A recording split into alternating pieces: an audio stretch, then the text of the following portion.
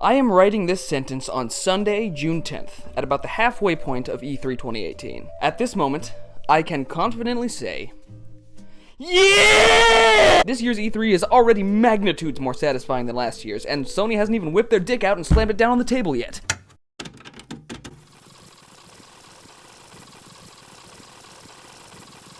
Okay, now we're back at the current date. We've traveled forward in time to June 14th, and I got some shit to say. So last year, I started a new E3 tradition that I'm going to be carrying forward this year, the fucks meter. In this video, I'll be quickly moving through a large chunk of what was shown this year while giving my quick-fire thoughts on them, and eventually assigning them a rating of 0 to 1 fucks, based on how much I care about them, I guess. Let's dive into the madness! Let's say you choose to carry out the Peacekeeper's orders, one way or another.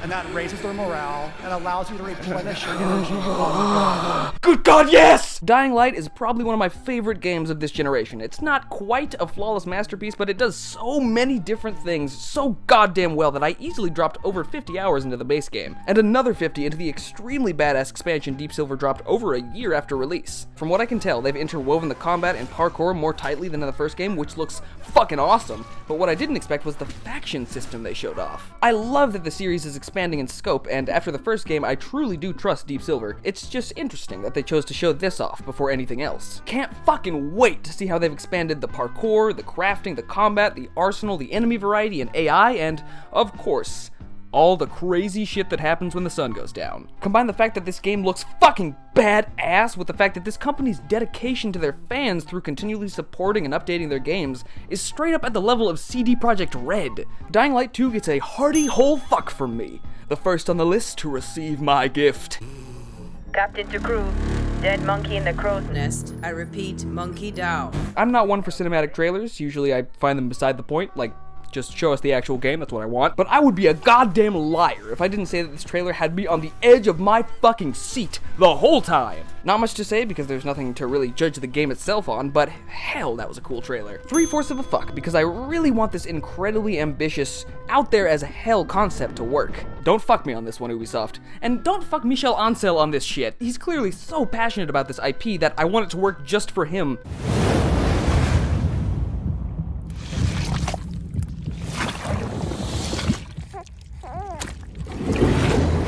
You're a weird fucker, Kojima. No one else, literally, no one else has the power in this industry to do what Kojima did at that Sony conference. What the fuck am I watching? How the fuck did I just see 8 minutes of Death Stranding without learning a single goddamn thing about this game? Is this a fucking package delivery simulator? Am I literally going to spend hours of this game delivering supplies to other players? I'm pumped, of course, because I'm a sucker for this guy's work, but what was that? Whole fuck?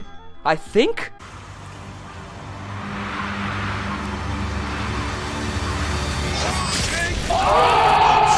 I didn't give half a fuck about Ghost of Tsushima before that conference, I will say that much. The combat still looks a little work in progress-y, but besides that, Jesus Christ, this looks like Red Dead with samurai! Honestly, my only problem with this demo, and the demo that was shown for The Last of Us 2, is the fact that it looks too good to be true. Can a PS4 really handle this shit? Is it going to look this gorgeous when it drops? Because if so, if this is an absolutely true representation of what the game will play like, I'm fucking in! 3/4 of a fuck, simply because I didn't actively touch myself while watching it.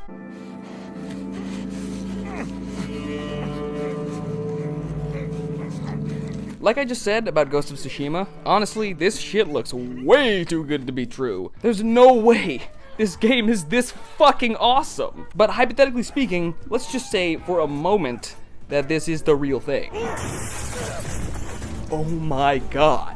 If this is real, this might be the best linear cinematic action game ever made. And that final moment where you get to see Ellie smile, it's like, oh, you poor fucking girl, it's gonna get so much worse from here. The Last of Us is one of my favorite games of all time, and just about the only video game to make me cry real ass tears for minutes on end. So, fuck and a half if this is the real shit.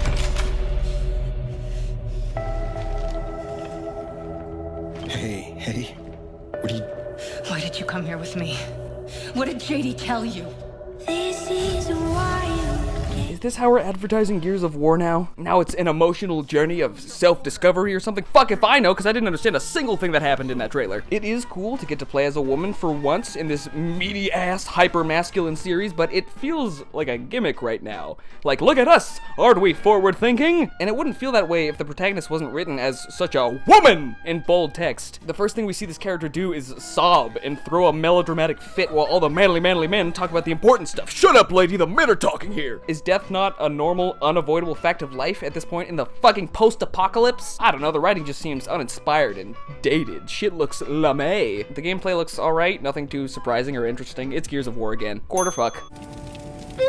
300 years after our great nation began, we gathered together to honor the completion of Vault 76.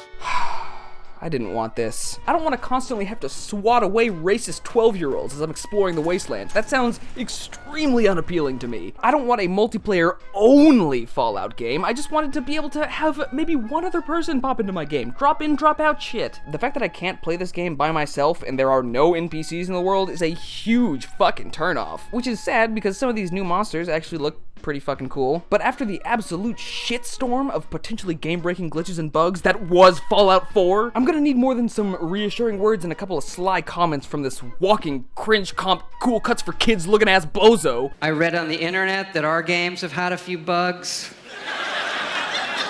I did. I read it on the internet, so it's true. Oh, that's cute.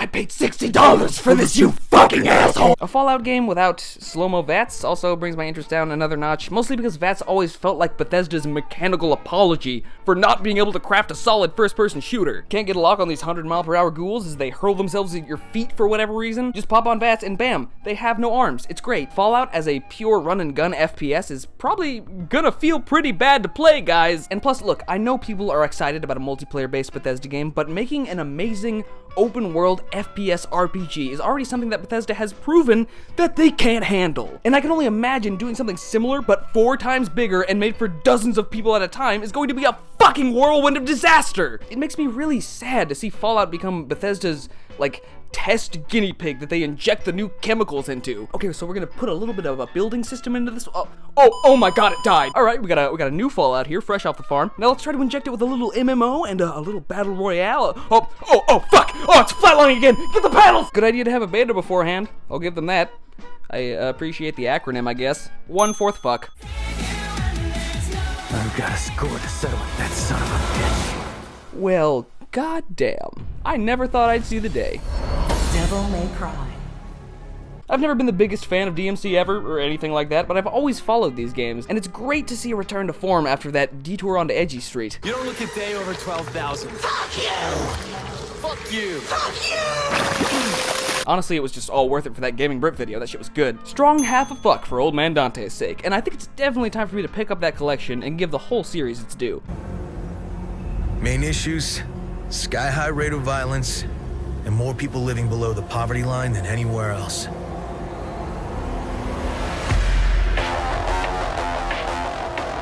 Okay, it's just a cinematic trailer, that's fine to me, because at least now I know I will be able to play this game within my fucking lifetime. Lots of good world building, every shot is engaging and makes you want to fucking pause to get a better look, well done. I wasn't a huge fan of The Witcher, but this looks much more up my alley, so 3/4 of a fuck.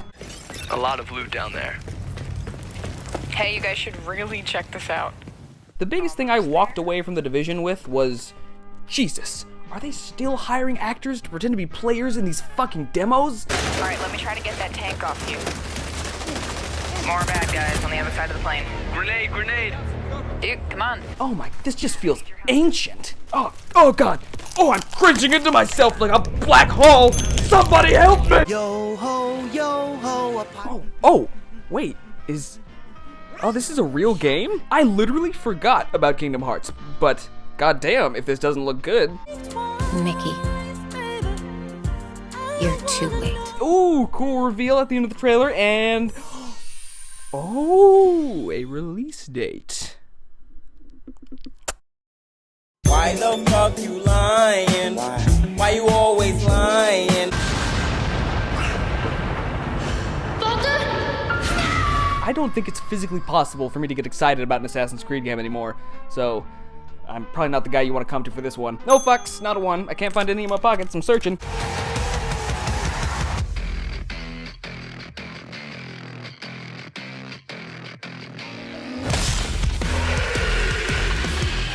I don't think I need to say anything. The trailer says it all. 3 solid fourths of a fuck for you, dear Doom.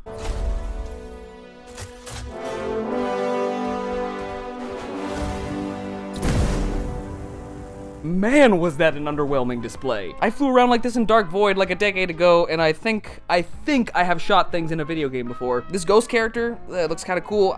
I'm struggling here, guys. If this is the game that has to save BioWare from total destruction, well, get your popcorn out, guys, because they're fucked. No, it's fine. I'm sure somebody will play it. But a full year after its initial announcement, I'm still not at all impressed or intrigued by Anthem.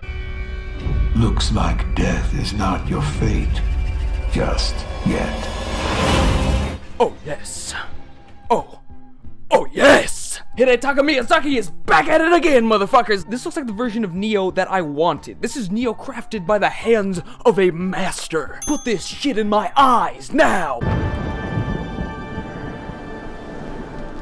Oh man, is this is it? This is Halo. Alright, some vistas. This is good, this looks good. We got, okay, we got more vistas. We got a lot of vistas. Is this trailer going to be nothing but wide shots of landscapes? What are we doing here? Okay, stop. Really? More vistas? No fucks. Okay, the community is making the real Halo games at this point anyway. Let's move on. Then you need that firepower.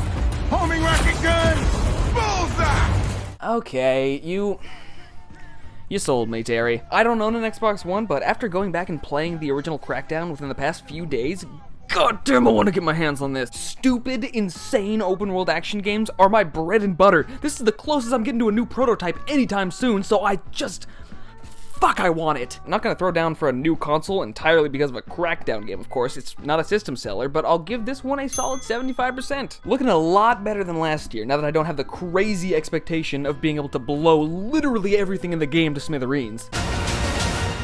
It's do or die, sis. Just like Papa taught us.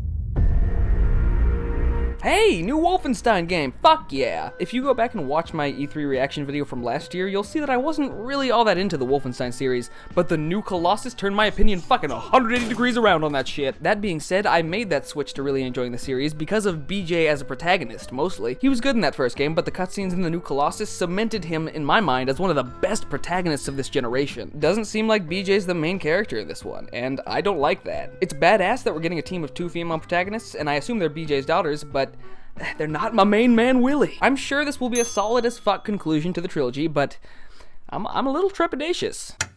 And that's pretty much it. That's E3. It was good. It was actually good this year.